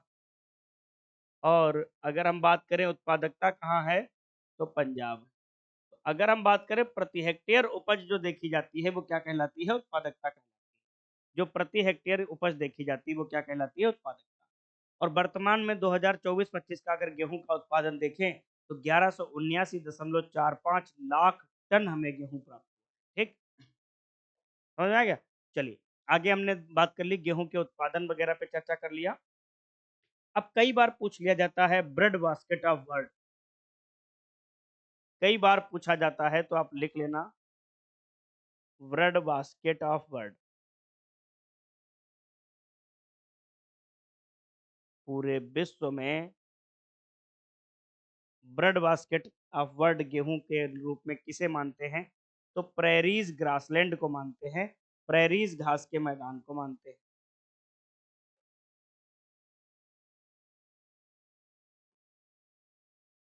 प्रेरीज घास के मैदान, प्रेरीज घास के मैदान, ये कहाँ है? ये अमेरिका में पड़ता है। तो प्रेरीज घास के मैदान की अगर हम बात कभी करेंगे कभी, ये अमेरिका में पड़ता है। तो चारों तरफ पर्वत श्रेणियों से घिरा हुआ बीच का जो मैदान है, प्रेरीज घास का मैदान, जिसे हम ब्रेड बास्केट ऑफ वर्ल्ड के बोलते हैं, ब्रेड बास्केट ऑफ वर्ल्ड। ठीक, तो ये बोला जाता है प्रेरीज घास के मैदान। ठीक है, आप इसको नोट कर लीजिएगा फटाफट से। आगे अपन बात करते हैं, और भी पहलुओं पर चर्चा करते हैं, जैसे गेहूं का कटाई सूचकांक।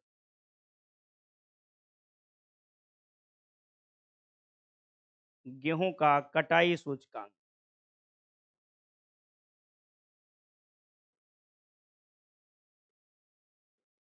कटाई सूचकांक इसको बोलते हैं हार्वेस्ट इंडेक्स। क्या बोला जाता है? Harvest index. तो हार्वेस्ट इंडेक्स गेहूं का कितना होता है?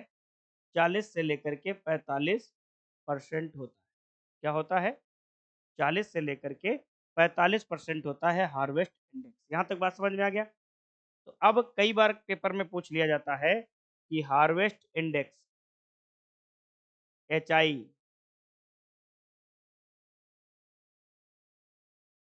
हार्वेस्ट इंडेक्स बराबर क्या होता है? इकोनॉमिकल इल्ड पान बायोलॉजिकल इल्ड। और अगर सिर्फ लिखे इकोनॉमिकल इल्ड को अगर वैसे, तो ग्रेन को हम इकोनॉमिकल इल्ड बोलते हैं।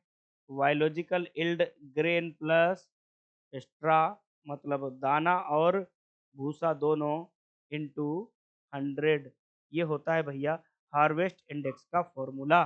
तो इकोनॉमिकल इल्ड से हमारे दिमाग में एक बात आ गई कि आज अपने इंडिया का जो पैसा है, यूएस अमेरिकी डॉलर की तुलना में कितना कम आ गया है। हमारे यहाँ का रुपया 90.2 रुपया, मतलब 90.2 रुपया, और अमेरिका का 1 US डॉलर, ठीक, इतना है।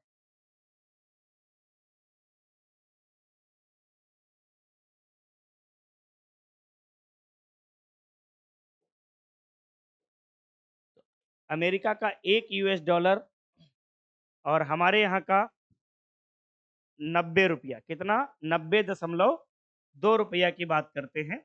इस बात को आप ध्यान देंगे, तो 90.2 रुपया हो गया। अब ये अच्छी बात है या बुरी बात है, आप बताना कि इंडिया का रुपया गिरा है या बढ़ा है। तो हमने देखा कि हार्वेस्ट इंडेक्स की बात कर ली, तो हार्वेस्ट इंडेक्स का कॉन्सेप्ट किसने दिया? तो कॉन्सेप्ट दिया डोनाल्ड ने, डोनाल्ड ने। अब डोनाल्ड ने दो कॉन्सेप्ट दिए थे, एक दिया था ईडियो टाइप प्लांट मॉडल, एक दिया था harvest index. Ideotype, plant plant model और एक हार्वेस्ट इंडेक्स। दो चीजें महत्वपूर्ण हैं डोनाल्ड की। ये डोनाल्ड ट्रंप वाले नहीं हैं, ये डोनाल्ड है, ठीक। तो यहाँ से हमने बहुत सारी चीजों को कवर किया। अब कई बार पूछा जाता है गेहूं और सरसों का अंतरासस्यन। तो कभी भी अंतरासस्यन की बात करते हैं, इंटरक्रॉपिंग की बात करते हैं गेहूं की। तो इंटरक्रॉपिंग की कभी भी अगर हम बात करेंगे तो ध्यान देंगे यहाँ से क्वेश्चन कैसे पेपर में आएगा। तो इंटरक्रॉपिंग जब हम करेंगे तो वीट, रेशियो मस्टर्ड, तो वीट की 9 लाइंस होंगी और मस्टर्ड की कितनी होंगी, 1 रो होगी। इस बात को आप अच्छी तरीके से ध्यान रखेंगे। तो वीट और मस्टर्ड का जो इंटरक्रॉपिंग होता है, ये किस प्रकार का इंटरक्रॉपिंग होता है, अभी हमने कल परसों पढ़ाया है। तो ये कौन सा है, रिप्लेसमेंट सीरीज इंटरक्रॉपिंग।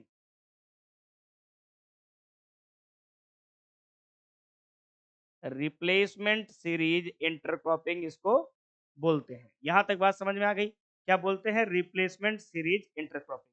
तो यहां तक चीजों को हमने देख लिया।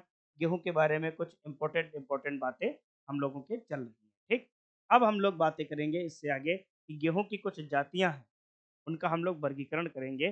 तो गेहूं की जो गेहूं का वर्गीकरण है, गेहूं का स्पेशलाइजेशन है, उसके बारे में हम लोग बात, ठीक।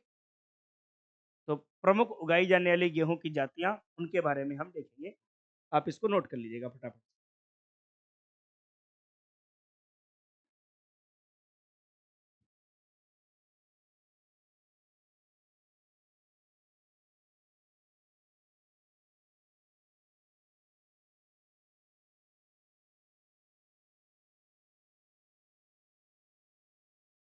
भैया हार्वेस्ट इंडेक्स का कटाई सूचकांक है, हमने बता दिया ना हिंदी में। लिखा क्या है कटाई सूचकांक, ये इकोनॉमिकल इल्ड का मतलब होता है आर्थिक उपज, और बायोलॉजिकल इल्ड का मतलब होता है जैविक उपज, ठीक।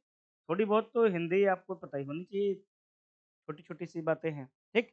आप इसको नोट कर लीजिएगा फटाफट से, फिर हम लोग आगे बढ़ते हैं। अब बात करते हैं गेहूं की उगाई जाने वाली जातियां, या गेहूं के बारे में बात करते हैं। तो सबसे पहले हम बात करेंगे मैक्सिकन ड्वार्फ व्हीट।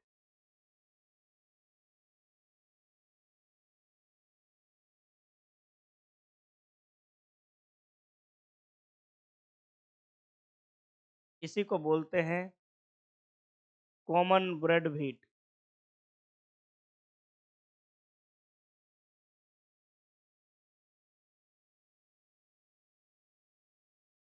चाहे हम इसको मैक्सिकन ड्वार्फ व्हीट बोले, चाहे हम इसको कॉमन ब्रेड व्हीट बोले, बात एक ही। इसको बोलते हैं मैक्सिकन बोना गेहूं, ठीक। मैक्सिकन ड्वार्फ व्हीट को बोलते हैं मैक्सिकन बोना गेहूं। इस बात को आप ध्यान दे लेना, इसको क्या बोलेंगे, मैक्सिकन बोना गेहूं। अब इससे क्वेश्चन क्या बनेंगे, सबसे पहला पॉइंट इसका लिखेंगे वैज्ञानिक नाम। तो मैक्सिकन बोना गेहूं का वैज्ञानिक नाम क्या होता है, तो इसका वैज्ञानिक नाम होता है ट्रिटिकम एस्टिबम। ट्रिटिकम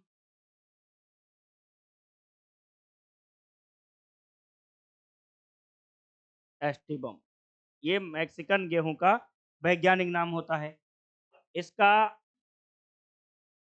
क्षेत्रफल की अगर बात करें तो ये कितने परसेंट क्षेत्रफल पर उगाया जाता है, ट्रिटिकम एस्टिबम, तो ये 87% क्षेत्रफल पर उगाया जाता है। कितना, 87% क्षेत्रफल पर उगाया जाता है। इसमें गुणसूत्र की अगर बात करें 2n, तो ये 2n बराबर कैसा होता है, 42 होता है, और 42 को हम क्या कहते हैं, हेक्साप्लॉयड। क्या होता है, हेक्साप्लॉयड। अब इसका उपयोग क्या होता है, उपयोग कहाँ पर होता है इसका, तो इसके उपयोग पर हम बात कर लेंगे। सबसे ज्यादा क्षेत्रफल पर यही उगाया जाता है, तो उपयोग कर लेंगे। तो उपयोग का इसका क्या होगा, ब्रेड व रोटी बनाने में। क्या होता है, ब्रेड व रोटी बनाने में, ब्रेड व रोटी बनाने में।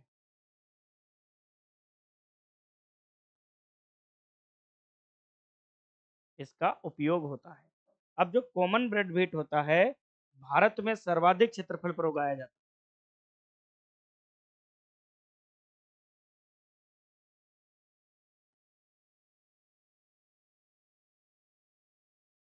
भारत में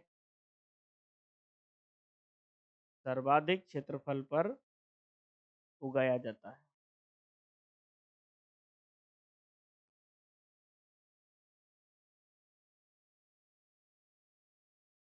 क्या किया जाता है?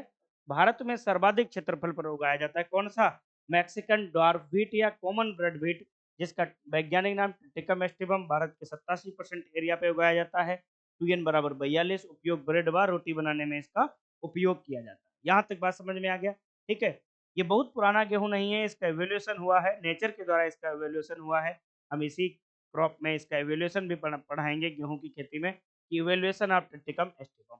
दूसरा जो गेहूं का प्रकार हम लोग पढ़ते हैं, इसको बोलते हैं ड्यूरम व्हीट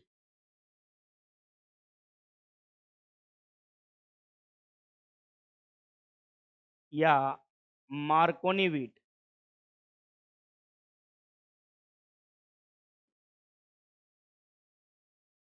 मार्कोनी व्हीट, इसको मैक्सिकन बोना गेहूं भी बोलते हैं हिंदी में अगर लिखना चाहो। अच्छा, इसको हिंदी में अगर लिखना चाहो तो क्या लिखोगे? कठिया गेहूं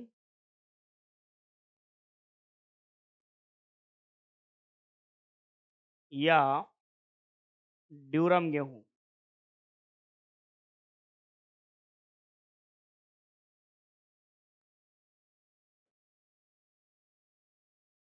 ड्यूरम गेहूं, कठिया गेहूं, ड्यूरम गेहूं। इससे पॉइंट क्या बनता है पेपर में, वो इंपॉर्टेंट है। क्या पॉइंट बनेगा? लाल रंग का गेहूं होता है मोस्टली। कैसा होगा? लाल रंग का गेहूं। कैसा होगा? लाल रंग का गेहूं होगा। कौन सा? Markovnikov wheat. और दूसरी बात,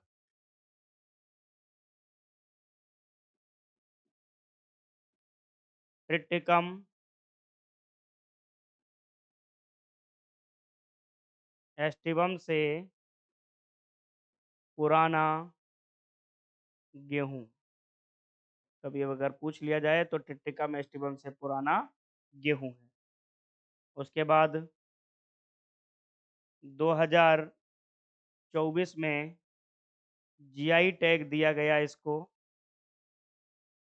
किसको दिया गया जीआई टैग? बुंदेलखंड क्षेत्र। अब बुंदेलखंड जो है यूपी और एमपी का मिला हुआ क्षेत्र होता है, 13 जिला मिलाकर क्या बनता है? बुंदेलखंड क्षेत्र बनता है। तो इस प्रकार के गेहूं की खेती भी भारत में बुंदेलखंड और कर्नाटका वाले बेल्ट में ज्यादातर की जाती है। तो बुंदेलखंड क्षेत्र को जीआई टैग मिला, किसके? उस पे 2024 में इसको जीआई टैग दिया गया। ये बहुत इंपॉर्टेंट पॉइंट है आपके 2025-26 के एग्जाम के लिए, बहुत उपयोगी क्वेश्चन बन सकता है। ठीक।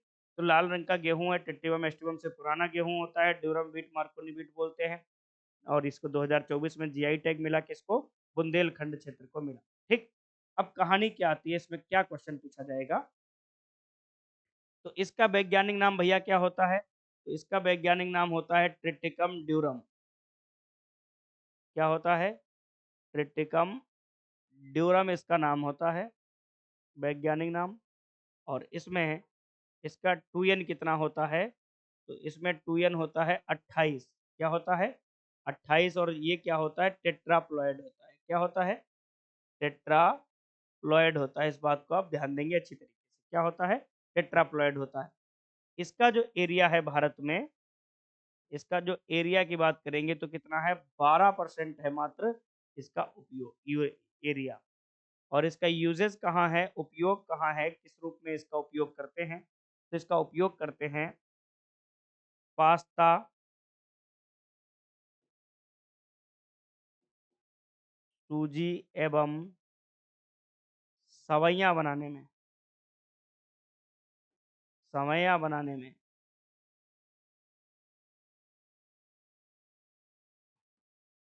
बनाने में इसका उपयोग किया जाता है। इसकी कुछ वैरायटी होती है, बहुत पूछ ली जाती है एग्जाम में। तो इसकी कुछ वैरायटी हैं, जैसे पूसा मंगल, मालव शक्ति, मालव करके जितनी भी वैरायटी आएंगी सब ड्यूरम व्हीट की होंगी, इस बात को ध्यान देंगे। मालव रत्ना,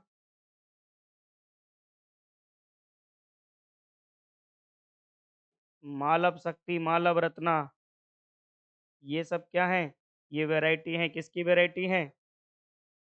आपके ड्यूरम की वैरायटी है, प्रजातियां। तो कभी भी अगर पूछ लिया जाए, मालव लगा के पूछ लिया जाता है, तो ये सब किसकी वैरायटी होती हैं?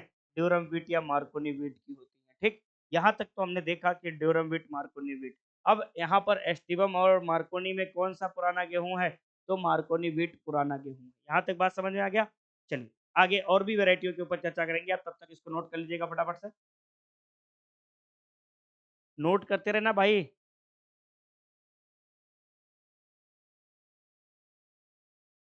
चलिए आगे अपने और भी कुछ स्पीसीज को पढ़ लेते हैं, जैसे इमर गेहूं के बारे में बात कर लेते हैं।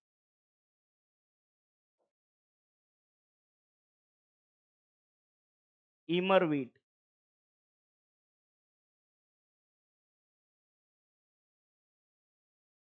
इमर गेहूं,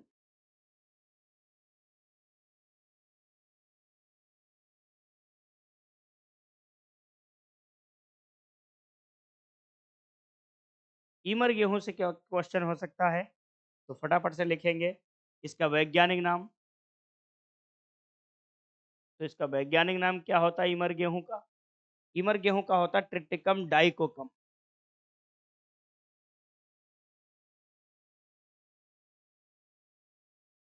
ट्रिटिकम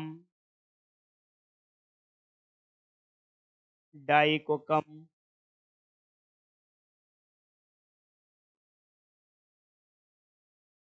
डाइकोकम, अरे डाइकोकम, ये ट्रिटिकम डाइकोकम हो गया हमारा ड्यूरम व्हीट इमर गेहूं का। इमर गेहूं को और हम क्या कहते हैं? इमर गेहूं को फटाफट से बताइएगा, इमर गेहूं को और क्या कहते हैं हम? ठीक है, चलिए यहाँ पर हमने देखा इमर गेहूं। अब हमने देखा कि इसका टूयन कितना होगा। तो टूयन इसका भी 28 है, यानी कि ये भी क्या है? टेट्राप्लॉयड है। क्या, कैसा है? टेट्राप्लॉयड। ठीक, यहाँ तक हमने जान लिया। एरिया की बात करते हैं, तो इसका एरिया कितना होता है? ओनली 1% एरिया जो है इसका होता है। 1% एरिया, वो भी कहाँ? South India. कहाँ? साउथ इंडिया, मतलब दक्षिण भारत में ये गेहूं ज्यादातर बोया जाता है। इस बात को आप ध्यान देंगे। इसका उपयोग क्या है? यूजेस क्या है इसका? तो ध्यान देना, उपमा, उपमा बनाने में इसका उपयोग होता है। उपमा बनाने में, और उपमा कहाँ की है? डिश है, दक्षिण भारत की डिश है। इसको भी नोट कर लीजिएगा, दक्षिण भारत की डिश है क्या? उपमा। तो उपमा कहाँ की डिश है? दक्षिण भारत की डिश। इस बात को आप ध्यान देंगे। अगला है इंडियन डॉर्फ व्हीट, भारतीय बौना गेहूं।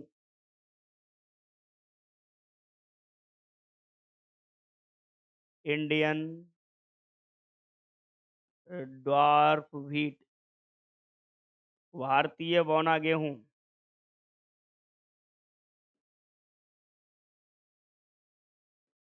भारतीय बौना गेहूं,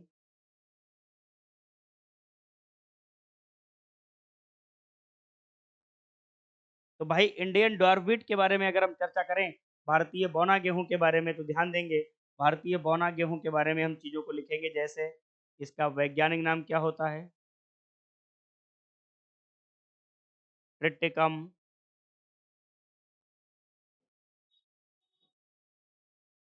स्फेरोकोकम,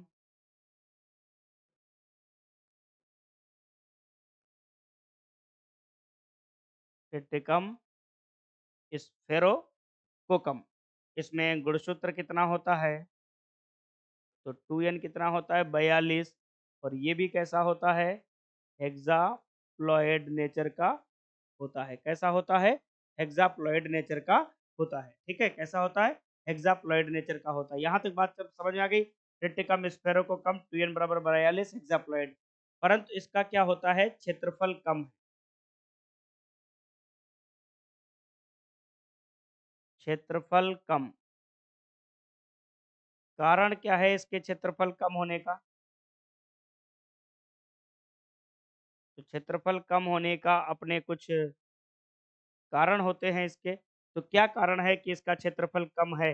तो भाई लोगों ध्यान देना कि अपना आदमी हमेशा खोटा ही दिखता है। जैसे लड़के से ज्यादा दामाद प्यारे होते हैं सासू के लिए, तो यहाँ अपना है मामला, भारत का गेहूं है, तो भारत वालों के लिए उतना ज्यादा दिलचस्प नहीं है। घर की मुर्गी दाल बराबर वाला मामला है। और हमेशा देखना, हम लोगों की मम्मी जो होती है बोलती है मोहल्ले में, ये लड़का बहुत होशियार है, देखो पढ़ने भी जाता है, घर का काम भी करता है, सारा कुछ करता है, मगर हमारे वाले से कुछ नहीं होने वाला। ठीक, तो ये होता है अपने बच्चों की हमेशा क्या होता है, बड़ाई नहीं की जाती है, मोहल्ले के बच्चों की बड़ाई की जाती है। तो यही हाल बेचारे गेहूं के साथ भी है, इंडियन डॉरबीट के साथ भी है। तो क्या है इसके कम एरिया होने का कारण? तो सबसे पहले बात करेंगे प्रति हेक्टेयर कम उत्पादकता। प्रति हेक्टेयर उत्पादकता कम।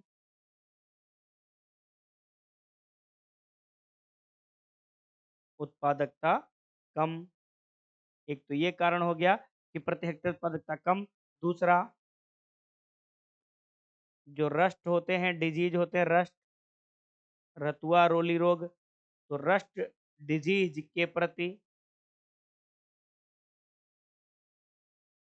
अत्यधिक संवेदनशील, अत्यधिक संवेदनशील। तो जो भी रस्ट डिजीज होते हैं, गेहूं में 3 प्रकार के रस्ट लगते हैं, उन तीनों प्रकार के रस्ट डिजीज के प्रति क्या होता है, ये ससेप्टेबल होता है, बहुत जल्दी इसके अंदर रस्ट डिजीज लग जाते हैं। ठीक, इस वजह से इसको क्या किया जाता है, ज्यादा नहीं उगाया जाता है। इस बात को आप ध्यान देंगे अच्छी तरीके से। फिर हम लोग कुछ और मेजर पॉइंट्स पे चर्चा कर लेते हैं। तो मेजर पॉइंट्स क्या होने वाले हैं, फटाफट से देखते हैं अपने। तो सबसे पहले अपन बात करते हैं हेक्साप्लॉयड।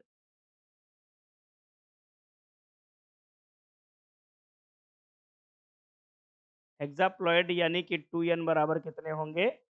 42 होंगे। क्या होंगे? 42 होंगे। इस बात को आप ध्यान देंगे।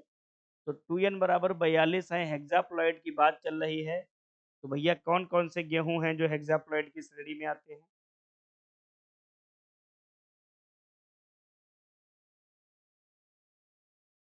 आपको ध्यान देना है, कौन कौन से आते हैं? ट्रिटिकम एस्टिवम, पहला तो ये है। दूसरा, ट्रिटिकम स्फेरोकोकम।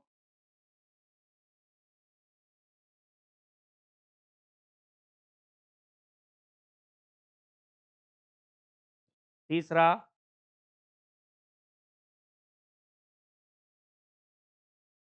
ट्रिटिकम स्पेल्टा। ये अलग अलग 3 स्पेसीज गेहूं की, जिनमें क्या पाए जाते हैं, 42 गुणसूत्र पाए जाते हैं। इस बात को आप ध्यान देंगे अच्छी तरह। ठीक, दूसरा हम बात करते हैं टेट्राप्लॉयड। तो टेट्राप्लॉयड में 2n कितना होते हैं? 28 होते हैं। कितना होते हैं? 28 होते हैं। तो टेट्राप्लॉयड की श्रेणी में कौन कौन से आते हैं,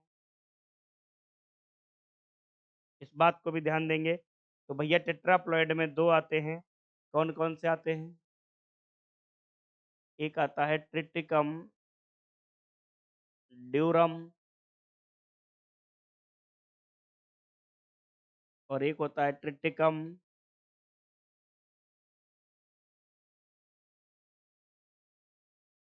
डाइकोकम।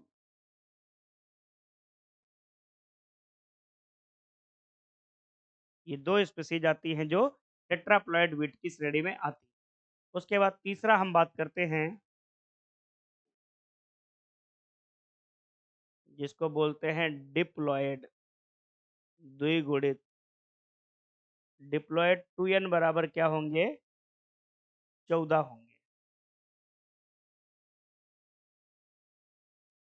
तो डिप्लॉयड में कौन आएगा? ट्रिटिकम मोनोकोकम। कौन आएगा? ट्रिटिकम मोनोकोकम।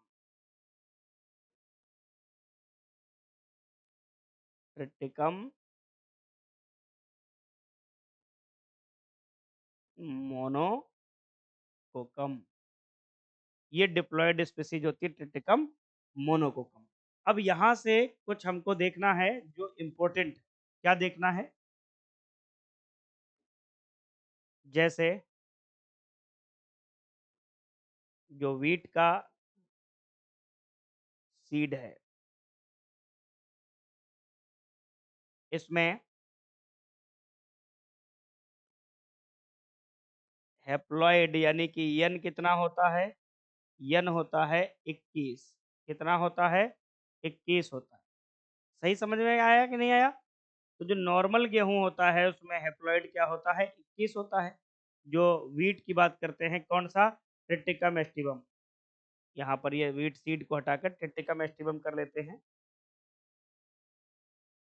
Triticum aestivum.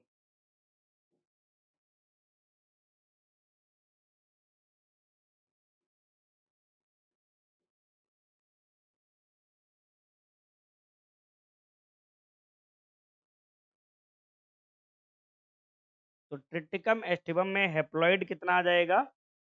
2n बराबर 42, तो n बराबर 21। और बेसिक क्रोमोजोम की अगर हम बात कर लें, बेसिक क्रोमोजोम, तो x कितना होता है? 7। कितना होता है? 7 होता है। हैप्लॉइड क्या होता है? सेट ऑफ क्रोमोसोम होता है, या सोमेटिक सेल का आधा, या गैमेट सेल को हम हैप्लॉइड सेल बोल देते हैं। बेसिक क्या होता है? कभी कभी बेसिक और हैप्लॉइड एक जैसे हो जाते हैं, मगर कब? जब ट्रू डिप्लॉइड स्पीसीज होगी तब एक जैसे होंगे, अदरवाइज पॉलीप्लॉइड नेचर में हमको ये देखना है। तो बेसिक हम ऐसे भी ध्यान देते हैं कि 42 को तोड़ो तो लास्ट ऐसा सेगमेंट बचे कि उससे नीचे ना तोड़ पाओ। तो 7 से नीचे 42 का ऐसा कोई सेगमेंट नहीं बचेगा जिससे हम तोड़ सकेंगे। तो एक्स क्रोमोजोम, बेसिक क्रोमोजोम कितना होता है? 7 होता है।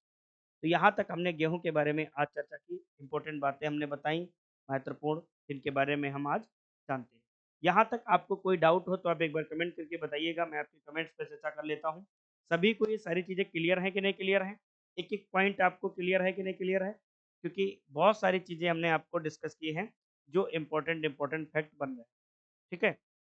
आप एक बार कमेंट करके बताइएगा सारी चीज़ें क्लियर हैं कि नहीं?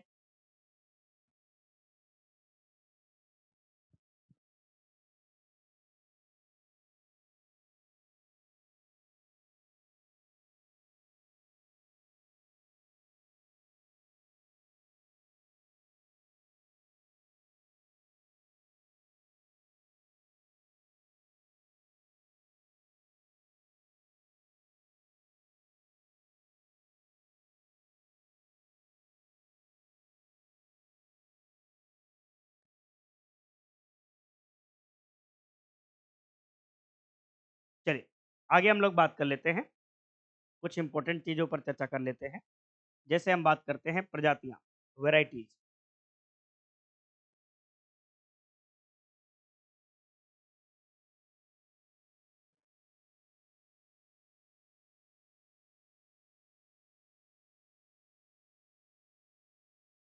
प्रजाति, प्रजातियों के ऊपर चर्चा करेंगे। तो सबसे पहले इम्पोर्टेंट हमारे पास आता है फर्स्ट हाइब्रिड। पहली हाइब्रिड गेहूं की पूछी जाती है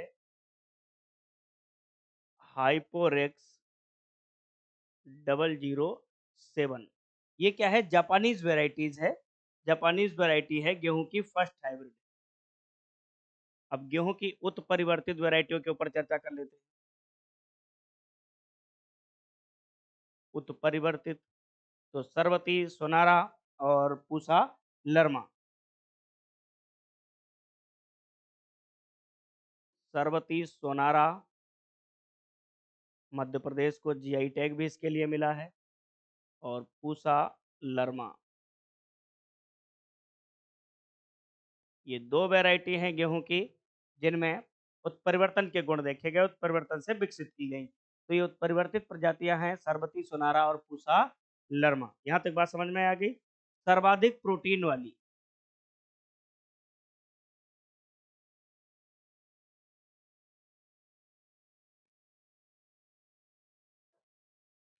सर्वाधिक प्रोटीन की अगर बात कर लें तो सर्वाधिक प्रोटीन है एटलस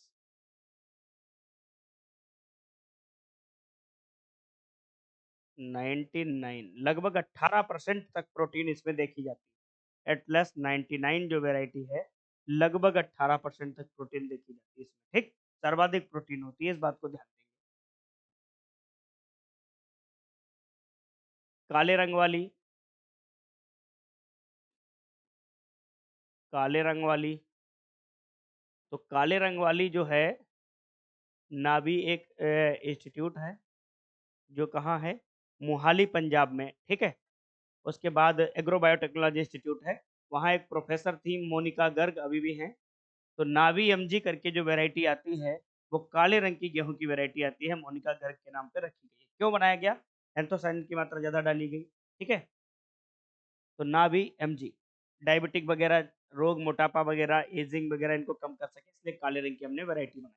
इसके बारे में अलग से आपको जानकारी हम दे देंगे। ठीक है।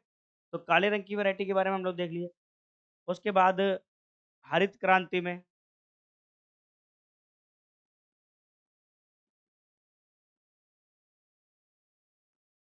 हरित क्रांति में योगदान किस वैरायटी का सबसे ज़्यादा रहा? तो हरित क्रांति में योगदान की बात करेंगे तो एच डी 2329 का सबसे ज़्यादा योगदान रहा। उसके बाद पूछा जाता है 1963 से 63 में मैक्सिको से भारत आई वैरायटी, मैक्सिको से भारत आने वाली प्रजाति। 1963 में मैक्सिको से भारत आने वाली प्रजाति कौन सी थी? सोनारा 63, सोनारा 64, मायो 64, लरमा रोजो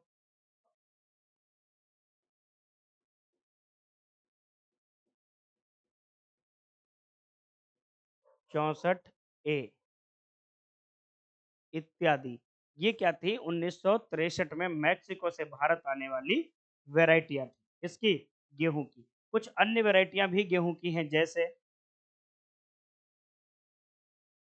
कुंदन, उजियार, खेरचिया, शताब्दी,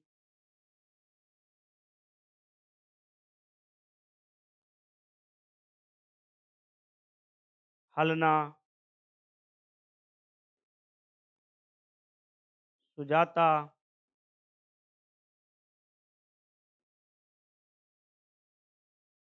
उसके बाद और भी वेराइटियां हैं जैसे पूसा गोल्ड,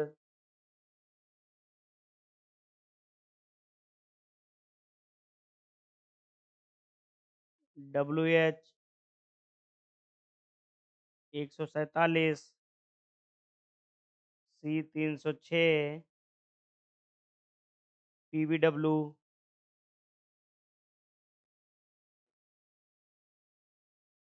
343। ये सब सारी की सारी क्या हैं? गेहूं की प्रजातियां हैं। क्या हैं? गेहूं की प्रजातियां हैं। ठीक। आप इनको नोट करके लिख लेना। ये सब के सब क्या हैं? गेहूँ की प्रजातियाँ हैं। इनसे कई बार पेपर में क्वेश्चन देखने को मिल जाते हैं। उसके बाद और भी वैरायटियाँ हैं गेहूँ की जिनके बारे में हमको कुछ जानना है। क्या हमको जानना है गेहूँ की वैरायटियों के ऊपर? तो सबसे पहला पॉइंट हमारा आएगा सिंगल जीनी या एक जीनी।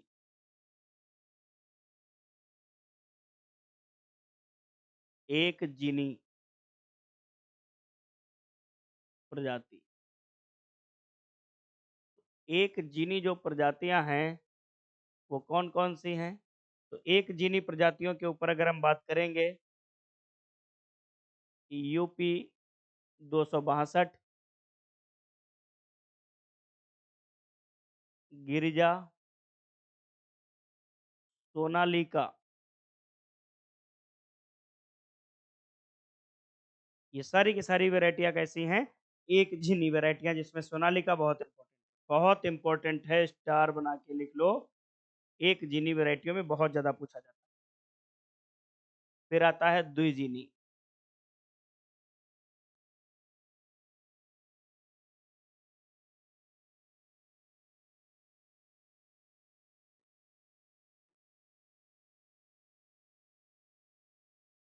द्विजीनी प्रजाति के ऊपर अगर हम चर्चा करें, तो हमारे पास कौन-कौन सी वैरायटी आती हैं? अर्जुन, जिसको एचडी 2009 भी कहते हैं। अर्जुन, प्रताप, जनक और सबसे इम्पोर्टेंट है कल्याण सोना, ठीक? अर्जुन, प्रताप, जनक, कल्याण सोना। यहाँ से पेपर में आता ही आता क्वेश्चन है। कल्याण सोना is the most important variety. Arjun से क्या क्वेश्चन आता है? 2,4-D के प्रति संवेदनशील। 2,4-D के प्रति संवेदनशील। अगर अर्जुन की वैरायटी लगा रखे हो और 2,4-D डाल दिए खेत में, तो समझ लो बेचारी फसल मर गई। तो यहाँ पर 2,4-D नहीं डालना है। तो 2,4-D के प्रति संवेदनशील कौन सी है? अर्जुन है। फिर प्रताप है, जनक है, कल्याण सोना है। ये क्या होती है? द्विजीनी वैरायटी होती है। क्या होती है? द्विजीनी वैरायटी होती है। उसके बाद लास्ट ऑप्शन बचता हमारा वैरायटियों का त्रिजीनी। क्या आता है? त्रिजीनी प्रजाति। अब त्रिजीनी प्रजाति के ऊपर अगर हम चर्चा करें, तो त्रिजीनी प्रजाति पे हम क्या देखेंगे? एक तो हमारा आ जाता है